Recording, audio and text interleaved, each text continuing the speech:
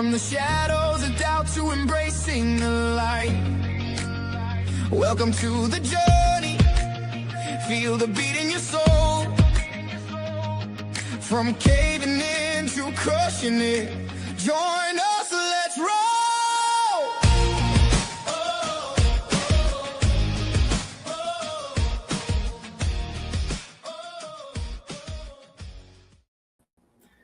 Hello and welcome everybody to another episode of From Caving In to Crushing It. I'm Drew Deraney, your host, and today we've got a fantastic guest. I want to read off his bio so you know what you're going to be listening to. He's wonderful. Mike Morgan. He's a 30-year retired police officer from Atlanta, Suffolk County, New York, Atlanta and Suffolk County, New York, police departments, who is medically retired and began experiencing symptoms of PTSD post-retirement. Experienced profound healing using psychedelics and started a podcast called The Resilient Warrior Nation, and recently authored a book, The Resilient Warrior, all in an effort to help other first responders and military veterans heal their PTSD and their trauma issues. So please welcome our today's guest, Mike Morgan. Hey, Drew, how are you? Good, Mike. It's great to see you.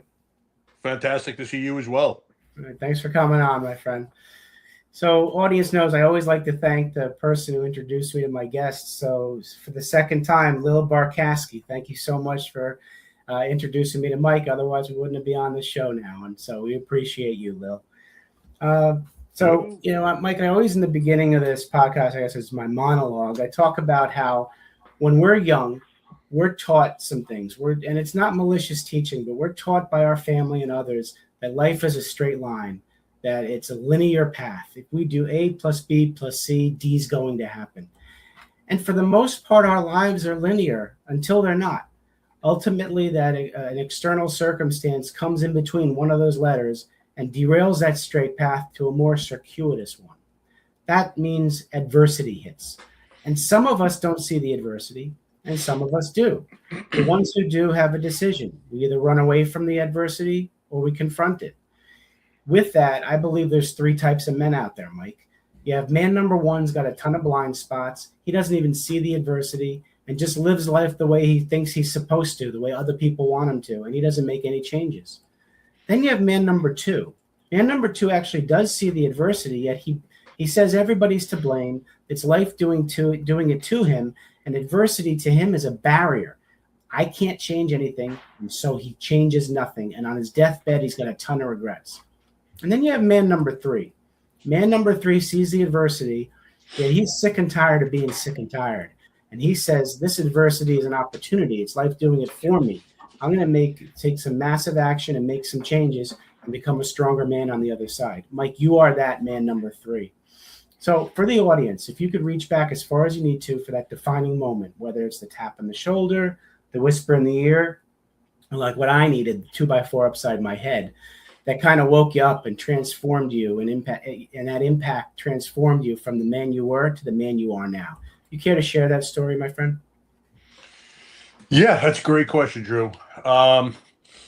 So let me see. I guess there were several times that I realized that adversity was kind of in my wheelhouse. One was when I was a teenager, probably early teens.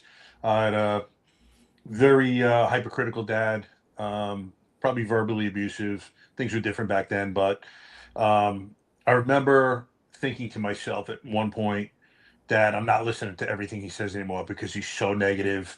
Everything I do is, or I should say, the things that I fail at or haven't done well are the things he harps on. I'm never getting, I'm never getting praise. It's constant criticism. And I remember we were in a car one night, and I'm like, that's it. I'm done with this. Whatever he says is going in one ear and out the other. And that's what I started doing. I tell my wife, it's amazing. I never developed any type of anxiety or low self-esteem issues because the foundation was certainly set there for it to happen. But it just didn't happen. I think through athletics, I was able to always kind of stay above that. But, that's when I made that conscious decision that I remember thinking too, like my teachers love me, my coaches love me, my parents' friends love me, the parents of my friends. I'm like, why doesn't this guy like me? So I made that conscious decision that I'm just not listening to him any longer. Mhm. And then further down the line in my adult life, I came to a big conclusion pretty much 3 years to the day now. This is post retirement. I was going through it, as we say. I was facing loss of identity. I was no longer part of this tribe after I retired, no longer this tribesman. I no longer had people looking for me because for the past 30 years, people have been looking for me to help them in situations. No one was looking for me anymore. You know, I was trying to find my purpose. And I really was waking up every day with this gloom and doom feeling about me, which I typically don't have. You know, probably some sort of depression, definitely some sadness, anger. And I sat down and watched a Sean Ryan podcast episode. In Mhm. that episode, he was speaking to a man named Eddie Penny, former Navy SEAL, Team 6 member, and he was recounting the Extortion 17 incident, which Chinook was shot down in Afghanistan, killing all 38 aboard, including 17 SEALs. It was the largest loss community ever. And in the dead was his best friend. And as he told the story, he began crying. And I simultaneously began thinking about a call that I buried 5 years before about a 2-year-old found floating in a pool. And I began weeping like a baby and kind of put two and two together rather quickly, realized that I had suffered from some sort of PTSD in my career, or so I thought at the time. Turns out that a lot of my trauma was from childhood. Oh, wow. And I just made a decision right then and there. I'm not going to be living with this the rest of my life. I've seen too many people just go down with this PTS and the subsequent depression, anger, rage that surrounds them. And I just made this conscious decision. I started thinking about healing modalities, but I told myself, you know, I raised my hand. I knew I needed help. I wasn't going to be this hateful man for the rest of my life because unfortunately I've seen it happen too many times. And that's Right. where I made that conscious decision that I'm going to get out of the stuff that I'm in right now. Wow. It's two big impactful times in your life. Now we'll move back to Dad. What Since Dad was not that mentor and role model that you needed, did you find a different place for that male role model? Because I know having a male role model is very important to boys and young men. Yeah, that's a great question. I can't say that I found one role model that kind of, I don't want to say replaced my father, but for all intents and purposes became that mentor. You know, I've met several people throughout my life that um, maybe took me under their wing, and you know, I was always super respectful.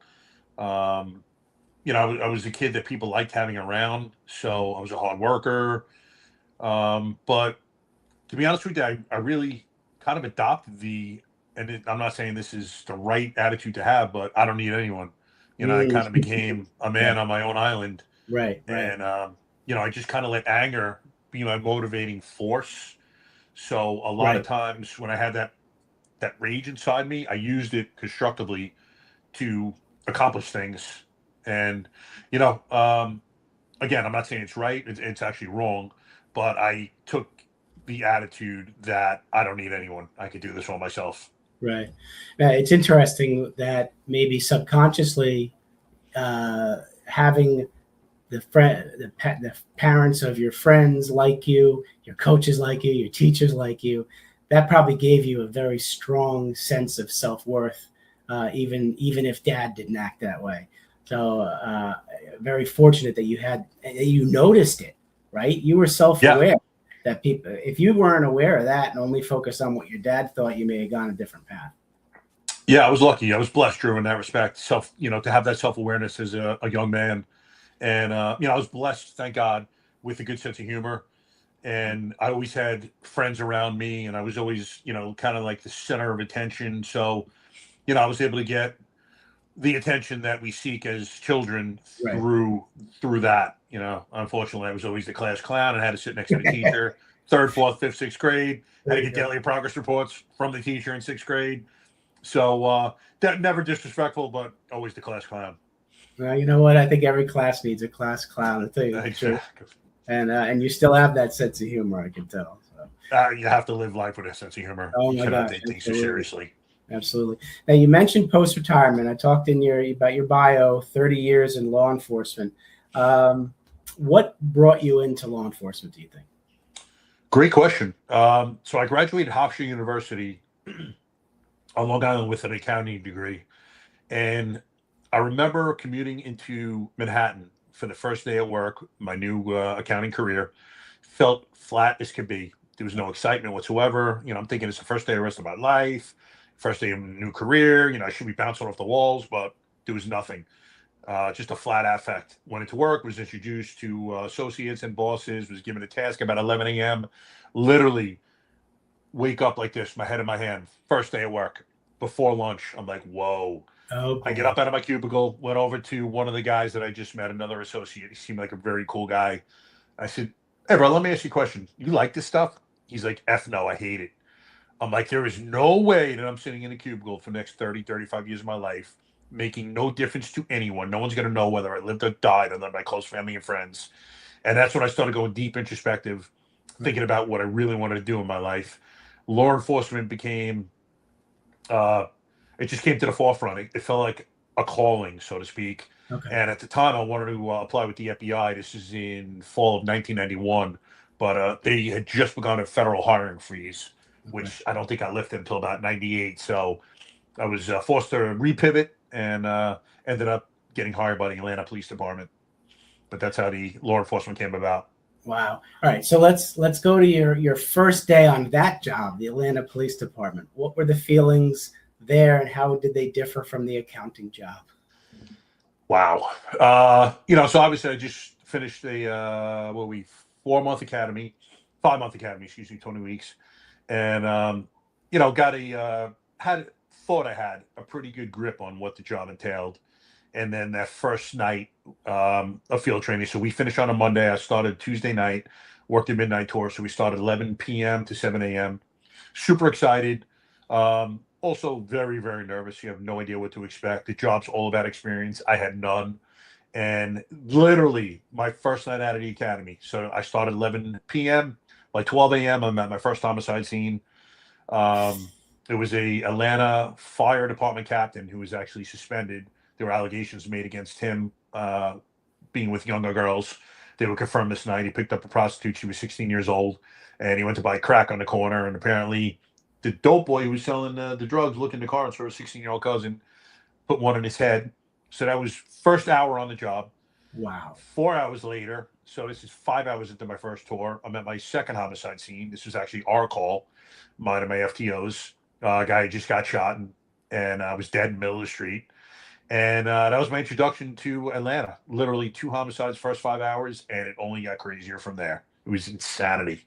Wow. And you didn't have to go to a colleague and ask what they thought about the job.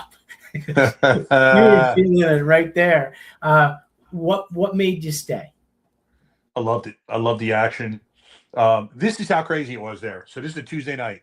So my FTO, my field training officer, was off Fridays and Saturdays. So we worked Tuesday, Wednesday, Thursday night. We were off Friday, Saturday.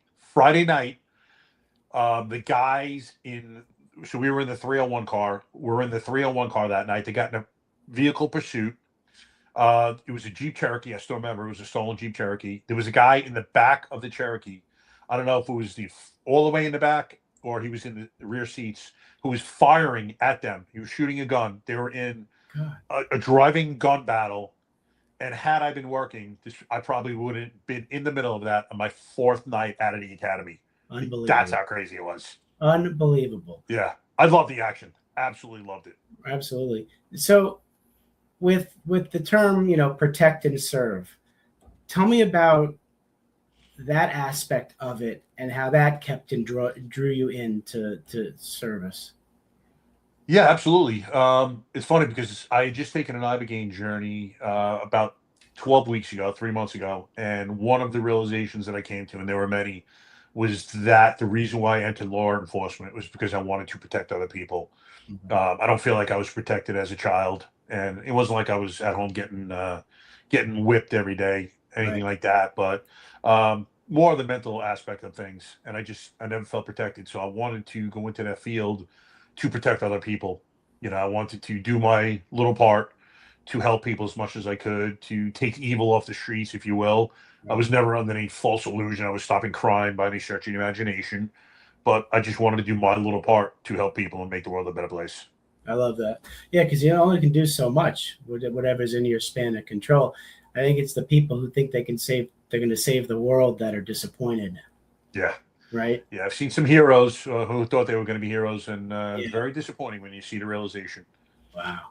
So you started out in Atlanta, and then Yes. Suffolk County, was that in New York? Yes, Suffolk County is the east end of Long Island. All right. So what took you from Atlanta to the northeast? So when I moved down to Atlanta, I had taken the police test for Nassau County, which is the western portion of Long Island, and then Suffolk County, which is the eastern portion.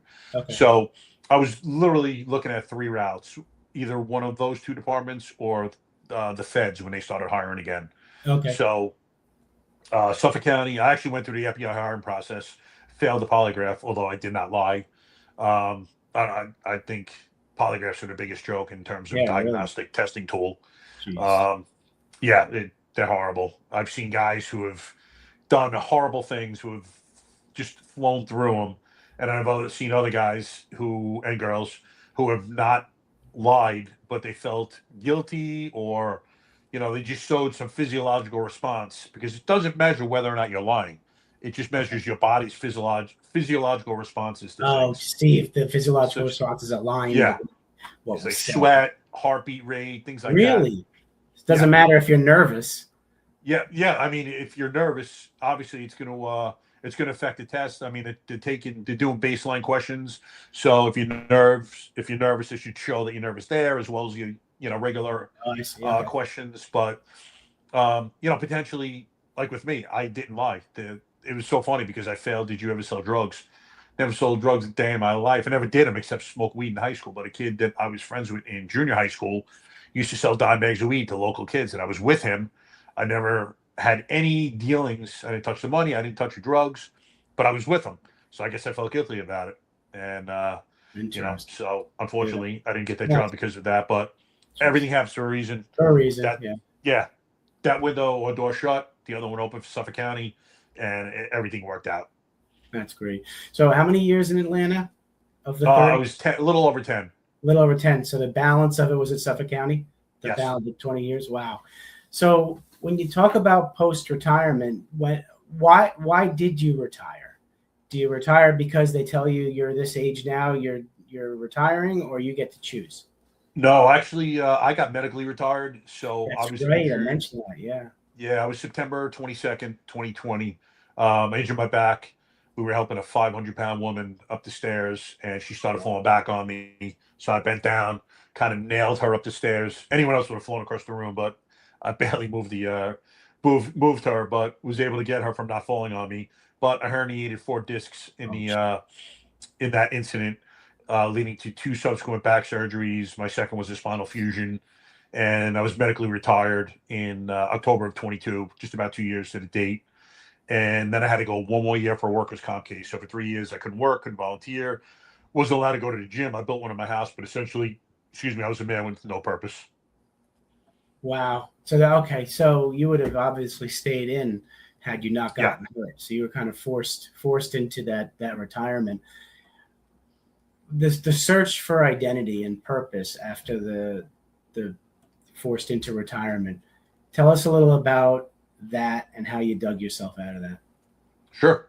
First thing I want to say is that I had taken care of post-retirement career, or so I thought. I have a master's from Boston University in criminal justice, so I was planning on teaching at least a community college. Mm-hmm. I had just gotten my certification as a firearms instructor, so I was planning on teaching firearms and tactics.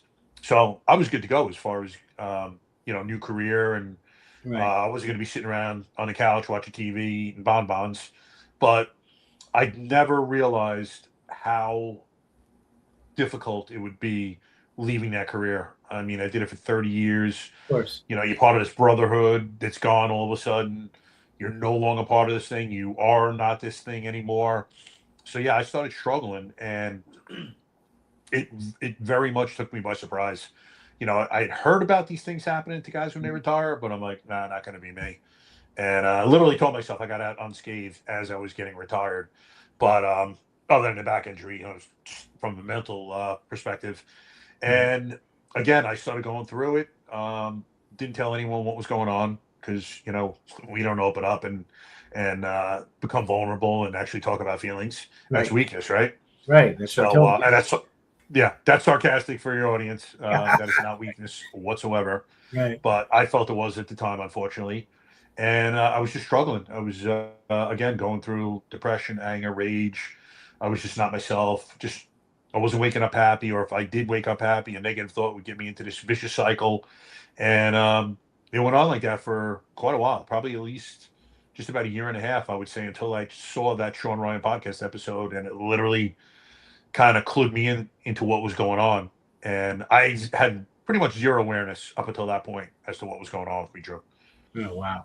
But so after you watched that podcast, and you had that realization that you were having post-traumatic symptoms, what was the first thing you remember doing to change either your mindset or your place?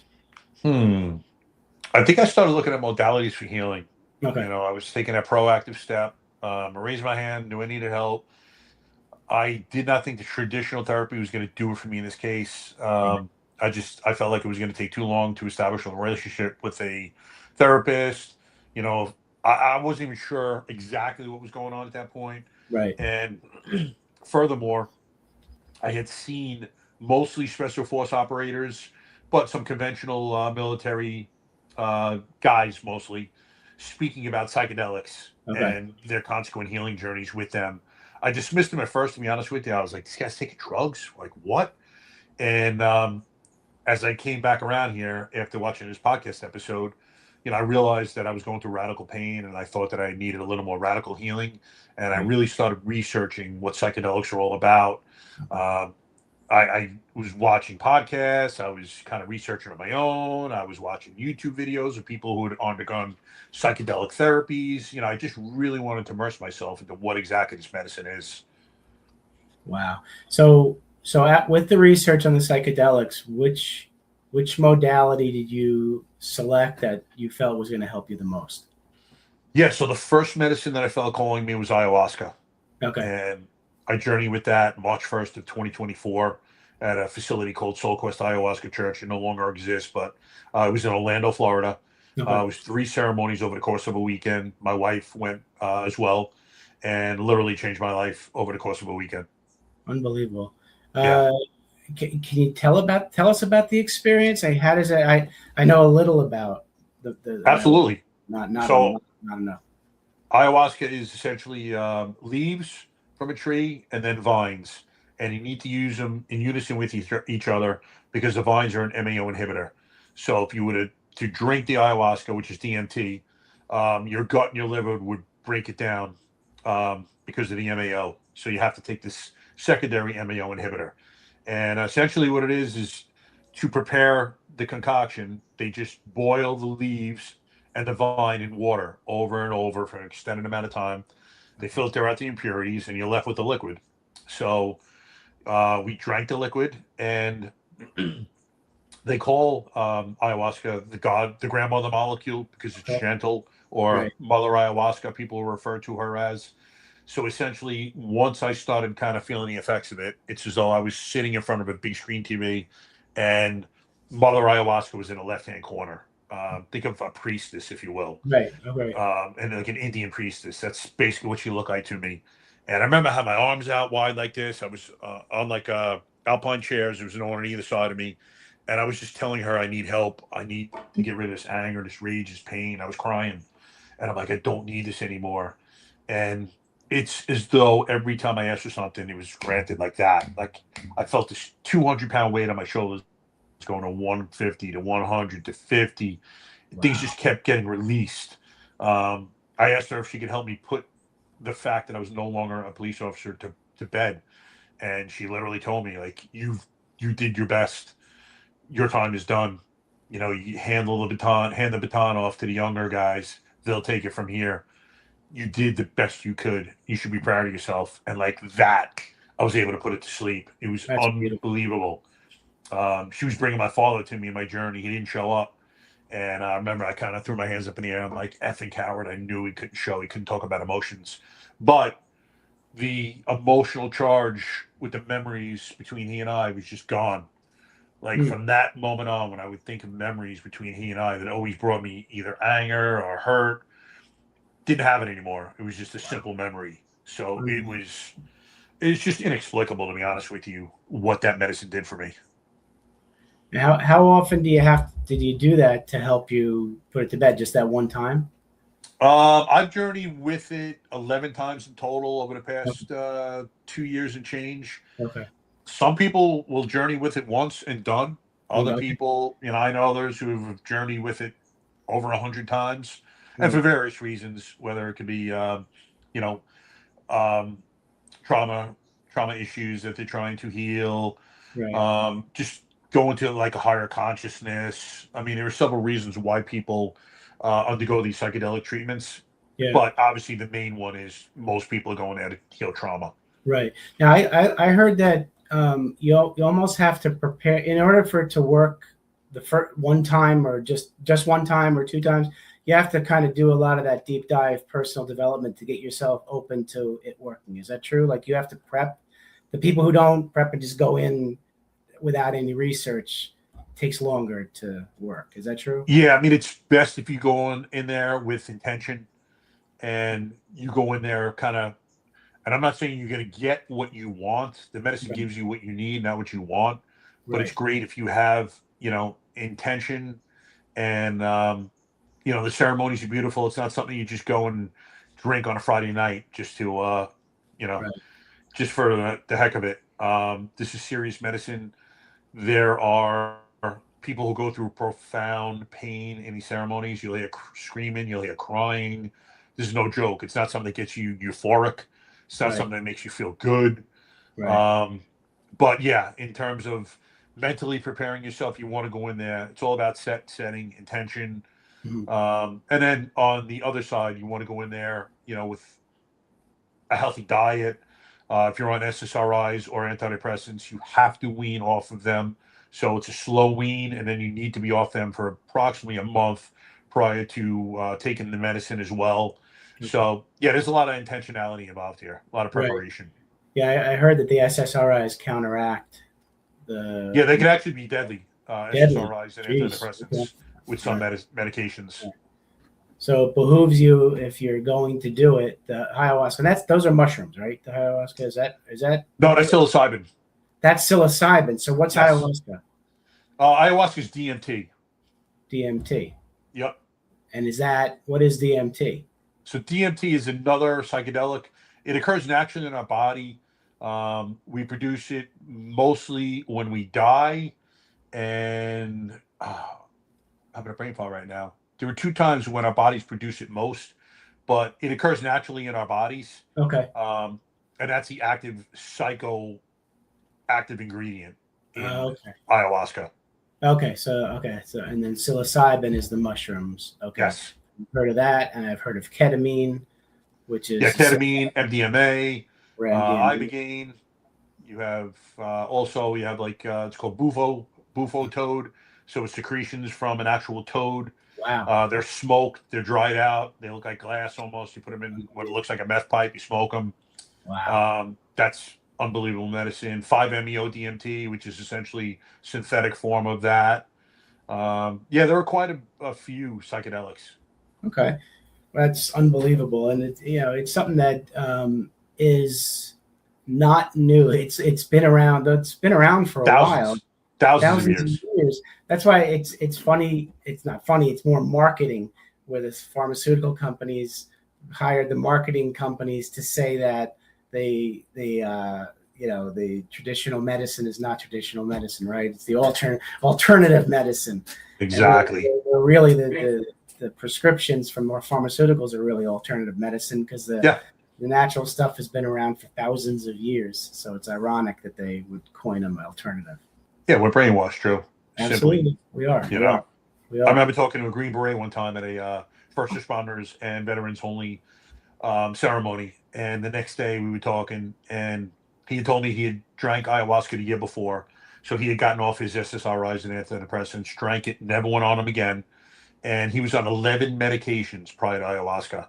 And Wow. then I said, I'll guarantee when you told people that medications know them better than I, but the second you told them that you drank ayahuasca, they're all looking at you sideways like your head is screwed on backwards. Yeah. He's like, 100%, brother. I'm like, Yep. that's how screwed up we are as a society to think that Absolutely. pharmaceuticals are the answer. They're Abs- never curing anything.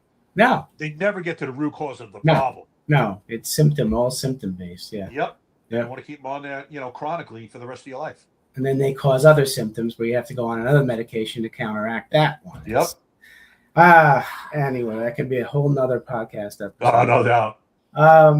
So after you're now much better handling the trauma. And what now? I read that when I read your bio. Now then you started a podcast and you authored a book. Can you tell us about the podcast and the book and what you do for a living? What pays the bills? Yeah, absolutely. So, as I was coming out of my first ayahuasca journey, the universe and I were having a conversation. I know it sounds weird for anyone that's never journeyed with psychedelics, but the universe told me that for all intents and purposes, my PTS was healed. It's not linear. I go through things like everyone else on the daily, but in this conversation, for all intents and purposes, it was healed. Now, I had two friends, former co-workers from my Suffolk County Police Department, committed suicide 3 weeks before my first ayahuasca journey. A week apart, Sergeant actually killed himself in a precinct locker room. And I never had any intention of getting into space, but the universe told me that my PTS was now healed. My life's purpose was to go forth and help other first responders and vets heal theirs. I literally said, okay, out loud, having no idea how I was going to implement that. But one thing I decided to do was start a podcast to do for others what Sean Ryan's did for me. Not comparing myself to him in any way, shape, or form, but for the most part, I bring on first responders and veterans, and we just tell their story. And all of their stories talk about their lowest of lows, because I want the men and women who are currently going through it to be able to identify with them, see that they're not alone, get inspiration, and raise their hand if they need help in order to heal. So, I was so happy to start that. And then I was talking to someone and they were like, "Why don't you write a book?" I'm like, "A book? About what?" I'm like, "Your life." I'm like, "Me? I'm not really the biggest self-promoter you've ever met in your life." Excuse me, even after I wrote my book. I'm horrible at it, at self-promoting. But I was like, you know what? It's actually a great idea, because there are so many, mostly men, who look like me, sound like me, and will only speak to and listen to other guys that sound and look like me, who have done what they do. Good point. Listen, I'm a meathead. I have no problem saying that. Other meatheads are only going to listen to other meatheads and other knuckle draggers. So, my book, Resilient Warrior. There it is, the Resilient Warrior. Yeah, just basically tells my story from childhood. I'm an open book. I talk about everything that I've done that failed. I talk about my career. I talk about the pain I've been through. I talk about I had an opioid addiction. I went to rehab for in 2012. Wow. This is from a guy that's never done a drug in his life other than smoke weed in high school. Yeah. So if it can happen to me, it can happen to anyone. It's a cautionary tale. Sure. I just found out the painkillers that I've been taking as prescribed for years at the time was dulling the pain of a bad first marriage and some other things that were going on in my family. Oh, yeah. So I just started taking more and more until I became, hooked on this medication. So I talk about that journey. I talk about my journey of healing with the psychedelics after I went through everything that I went through, because I want, number one, I'm an open book, and excuse me, if I don't talk about all the pain I've experienced and what I've gone through, then I'm a fraud to the other men and women who are going through it now. I've walked the walk. I've talked the talk.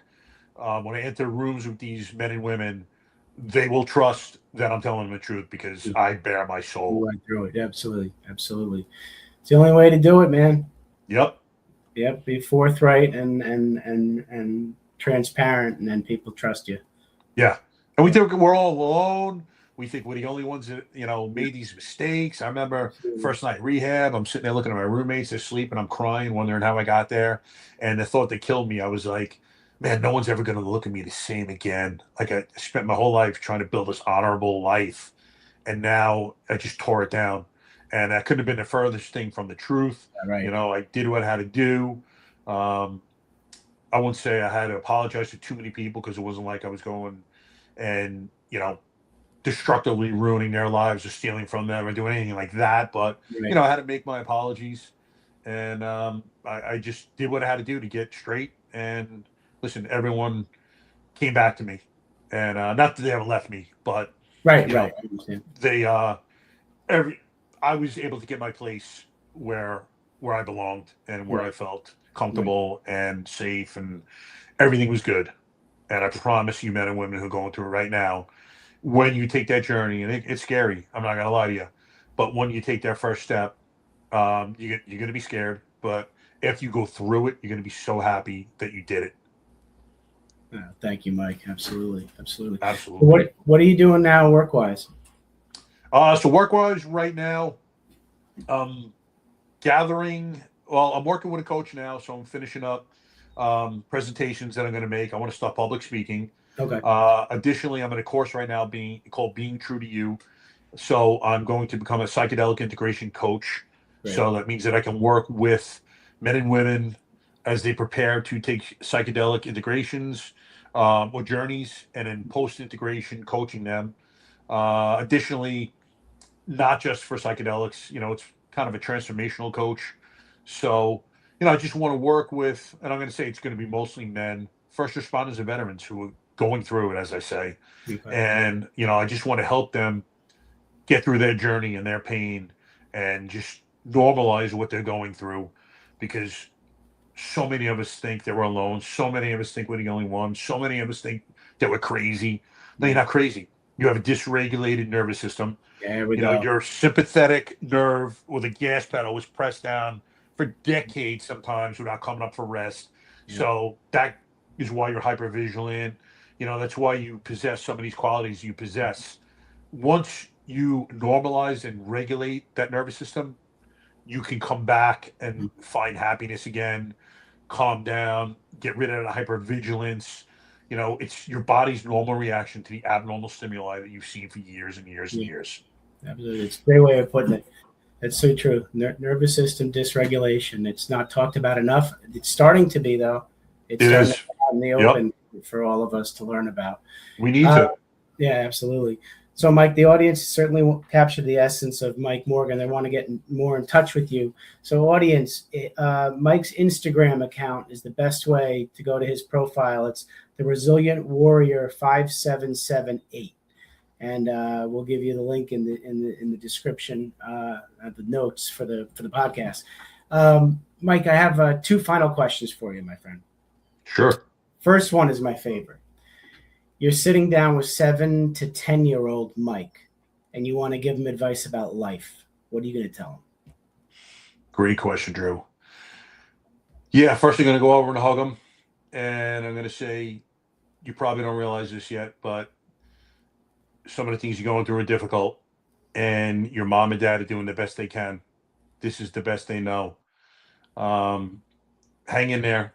You know, things are going to get better. Um, Keep working hard like you're doing.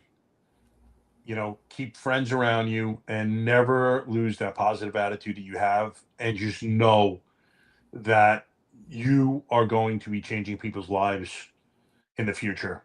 So just keep doing what you're doing. And yeah, I think that's advice I would give to him. And then hug him again and say, I will always be here for you, buddy. Love that. Love that. Okay, switching gears. Now you're sitting down with young entrepreneur, young businessman, Mike Morgan, and you want to give him advice about business. What are you going to tell him? Save, save, save. It's so funny. I was thinking about it the other day. I've had at least two jobs since I'm probably 10. I used to love working. I always loved working. I was very independent. I saved a ton of money when I was young. And then I found that when I graduated college, I went nuts with spending. Hmm. I would make a ton of money, but I would spend a ton of money. And I remember seeing my father after he retired, just sat on the couch, let all that money accrue. My parents did nothing with it. I'm like, what a waste. You work your whole life and you don't experience what you can experience in life. You have all this money and you're doing nothing with it. Right. And I said, it's never going to be me. Unfortunately, I went a little too far with the spending. Right. I wish I would have saved a little more. Right. So that's probably the advice that I would give him is save and invest, because I worked hard and I paid a decent amount of money. Just wish I would have saved a little bit more. There you go. Oh, good advice. Let's hope he would listen to you. Yeah, exactly. Yeah. And invest Microsoft. If you were to invest, what was it, $10,000 in Microsoft from 1986 to 1996.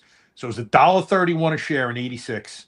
Oh my God! If you would have all the splits, kept your money in there with that $10,000, it would have been $1.6 million. See, unbelievable. Things we know now, we wish we knew then. Yep. Yep. Well, Mike, I want to thank you for coming on. Thanks for coming into my life, my friend. Thank you for being who you are and doing what you're doing. I give you a lot of credit for not keeping this stuff to yourself. You're sharing it with the world. You're going to help so many people. Thank you so much, Drew. It means a lot. Thank you for doing what you do. You're changing lives every day, and it's a beautiful thing to give back to others, brother. Love it. Absolutely. Well, it's great to have you on. And everybody out there, look, you may feel like you're caving in. You've always got the opportunity to crush it. It's a conscious decision. Work hard to be more self-aware. Don't listen to all the noise around you. Listen to your heart. Listen to your intuition. You can go from caving in to crushing it. Thank you so much for watching, and we'll see you again soon.